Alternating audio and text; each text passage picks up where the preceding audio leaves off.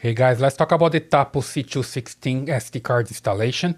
It's pretty easy to find the slot. You just need to move this up, and here you're gonna find the slot for the SD card, alright? You just need to open. Just try hard because here is weatherproof. There we go. Then you find the location for SD card. I have already one here. You can remove like this and put it back in place and just press it, okay? Then you just close this and move this down again, and you're good to go. Then you need to come to your app and format the SD card. So basically here on the Tapo app, you just look for the Tapo camera, which I have just right here, Tapo 216. There we go, that's the one. See, that's working back there.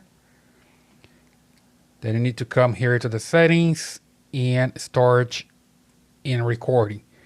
Here, you're going to local storage and you need to format the SD card. So always do this the first time that you insert the SD card. Just wait for it to finish.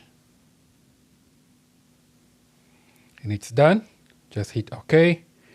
And don't forget to come back here and check the settings. Okay, so recording schedule. You see here this recording every single day and every single hour. By motion detection, here you have the information how it's recording. And then you need to come back and enable detection if it's not enabled. You see here motion detection is off. Well, basically I'm going to enable here, adjust the sensitivity if you want to, and then come back, person detection on, adjust here as well if you want to, and you're good to go. You can also enable baby crying or camera tampering if you wish to do this, right? And also you can enable notification.